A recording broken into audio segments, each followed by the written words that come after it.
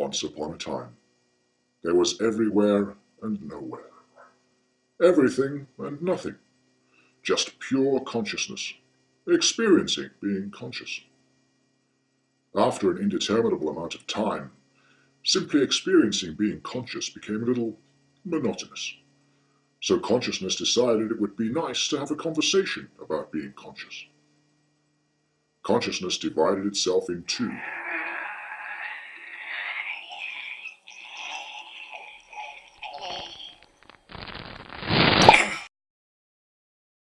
And although both parts were aware they were one, discussed the experience of being conscious. Now, the conversation was captivating for a while, but inevitably it became a little cyclic and dull. Hey, let's play a game. Let's pretend that being over there is more important than being over here. So they did. They spent time moving back and forth, despite already being everywhere and nowhere at once. The mental exercise, suspending disbelief and discussing whether or not they were where they were, was thrilling, for a time. But, as before, it got repetitive and predictable. I know, said the other. Let's say that if I get over there before you, I win. That's great! That's great! Let's do it!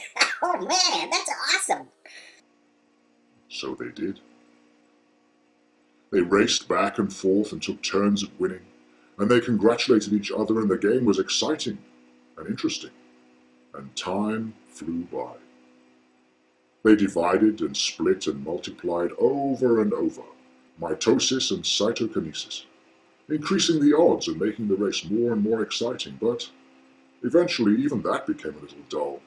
Okay, now let's make it so that if I get over there before you, I really win, and it means I'm better than you are. That's just silly, man. I am you. Oh, yeah!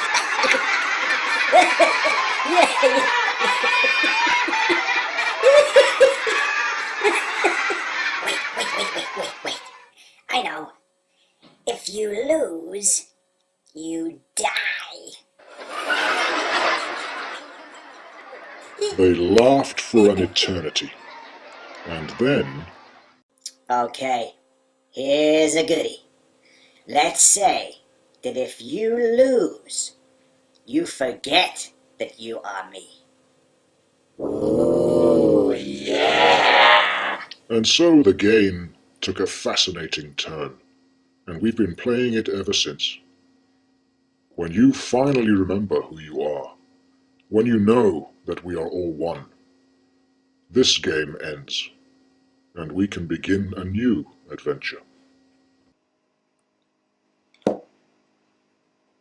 Now, before you start sending me silly emails about New Age philosophy and blaspheming and all that sort of thing, remember it's just a story.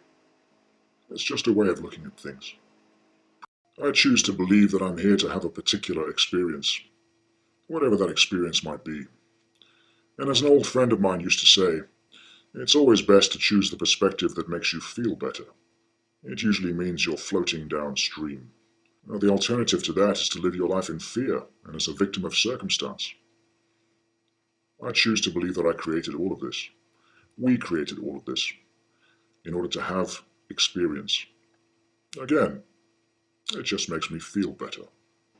Perhaps you'd like to relate that story to your kids. Considering they still have imaginations and the ability to create something powerful for themselves, it might be a more empowering story than some of the dross that they're being fed at school. Thanks for listening.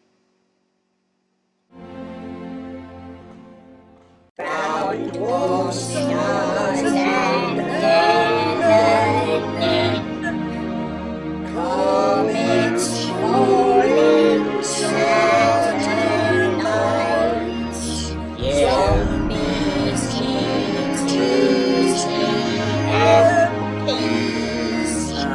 nuclear war. Yeah. Boom, got doom for your ass.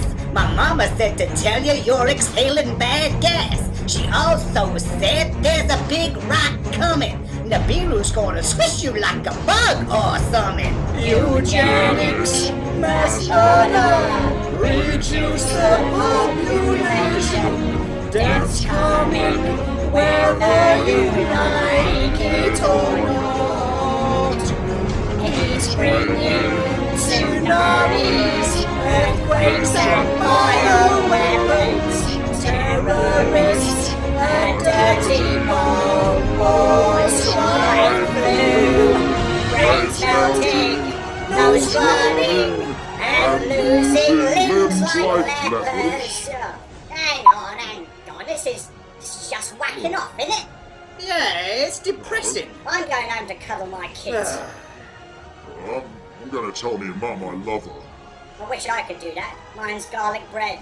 Oh, I'm sorry to hear that. She go quietly in her sleep, I hope. No, she was on holiday abroad and a lump of satellite smashed her head in. Yeah, that's gonna get you. He's all over the place. He's got a nuclear bomb for your ass or your face. Your ass or your face? What rhymes with face? Better get a tinfoil hat just in case. Uh-huh.